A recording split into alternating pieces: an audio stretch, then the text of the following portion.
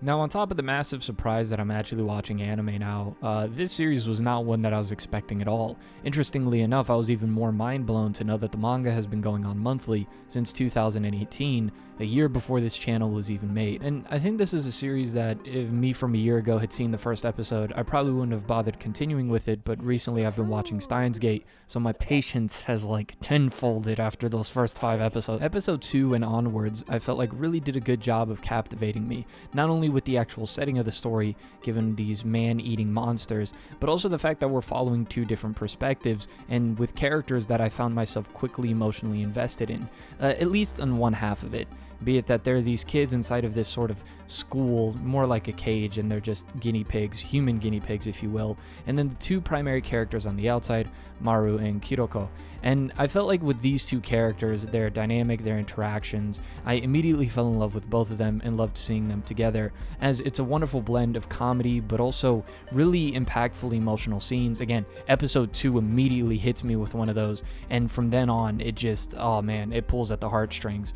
I don't know exactly how much the anime plans to cover, how many episodes are left, but at least to where I'm at in the manga, it has done an amazing job of really cementing these 2 as great characters, especially Kiroko, who I feel like has a lot to that character given the mystery behind it and the very complex scenario that character finds themselves in. Now, for those who know about Kiroko's whole situation, why?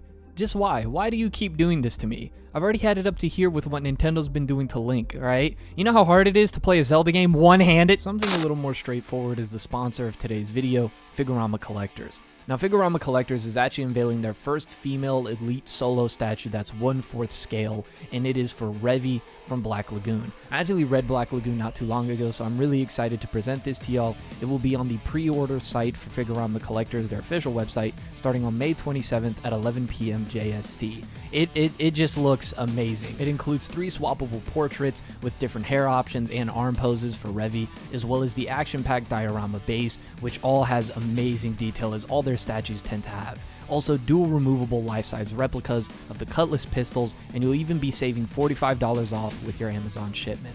Genuinely, Figurama always just does an amazing job with these statues, and from my own personal experience, I wouldn't recommend anyone other than Figurama Collectors. They were even kind enough to give me this discount code that if you use down in the description below, you'll be getting $30 off of your purchase. So once again, make sure you pre-order this starting May 27th at 11 p.m. JST, and thanks once again to Figurama Collectors for sponsoring today's video. As for the other half that the story tends to focus on, the second perspective we see most of is Tokyo, one of the students inside of this academy. And even though I'm not nearly as emotionally invested in what's going on here, it is something incredibly important to pay attention to, because I think it's in these scenes specifically where we get a large chunk of foreshadowing and pieces to the story that will be prevalent in answering a lot of the questions that we have. And so what we have is these characters that are inside of the academy, and then Maru and Kiroko on the outside, and what they go through in the outside world. And it's sort of these 2 groups that I imagine enter this collision course into which a lot of the big mysteries of the story will be revealed, regarding as well Maru's character. And if you've seen Dorohedoro, even though these 2 series aren't similar in most ways in shapes or forms, the switching in perspectives and point of views in order to build up the story is something that is similar. So that was something that it sort of reminded me of.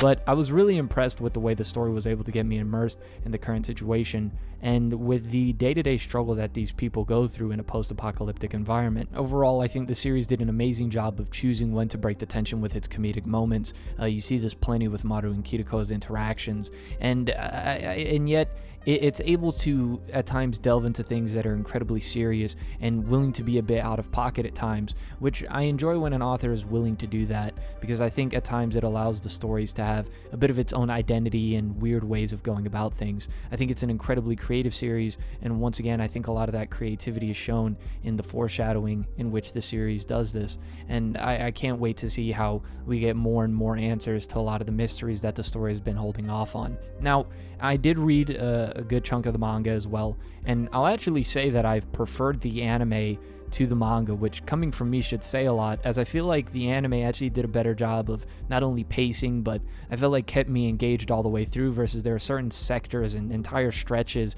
chapters in the manga that I personally felt like was a bit of a slog to go through. But nonetheless, I felt like this series has been an incredibly unique experience due to some of the stranger stuff, as I pointed out earlier. But what I like as well is that those stranger elements actually have a purpose within the story, and it's not just strange for being strange.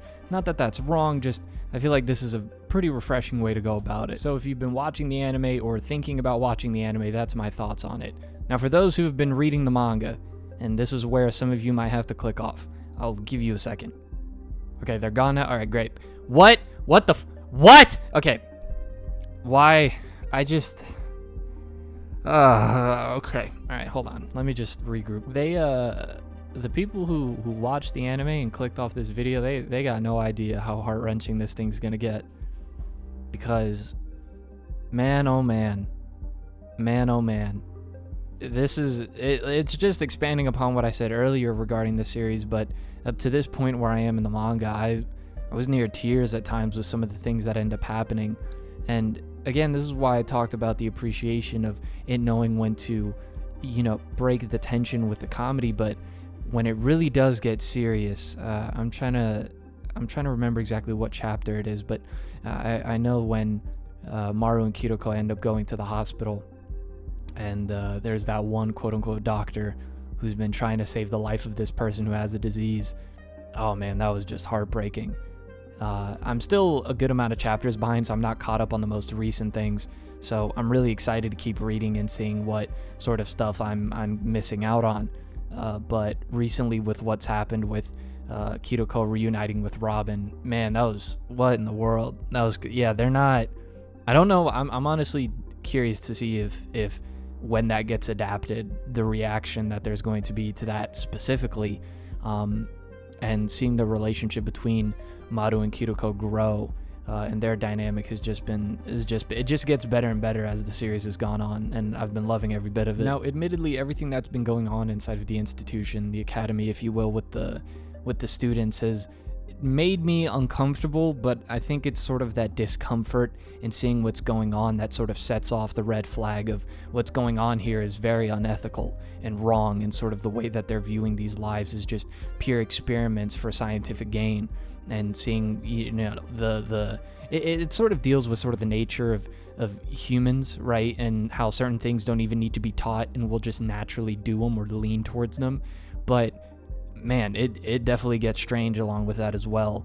But I'm really excited to see how it all just sort of ties together. Although I think I can sort of put together what happened with Maru and all this stuff regarding the academies and the institution, and seeing how all of this sort of ties together along with the great disaster, which would have happened 20 years before sort of the events that are happening in the current event of the story.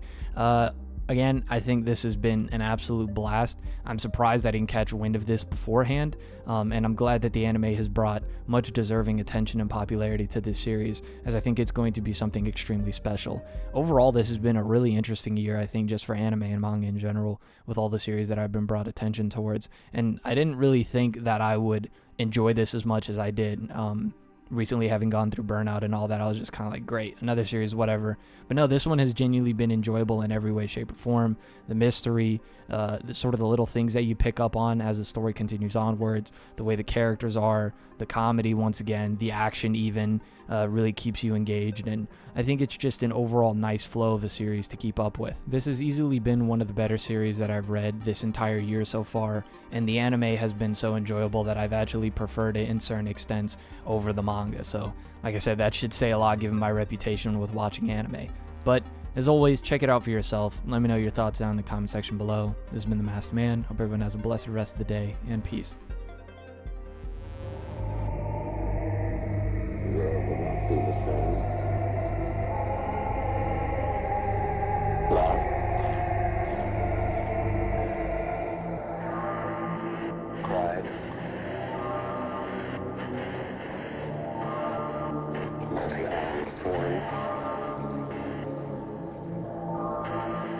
The despair of the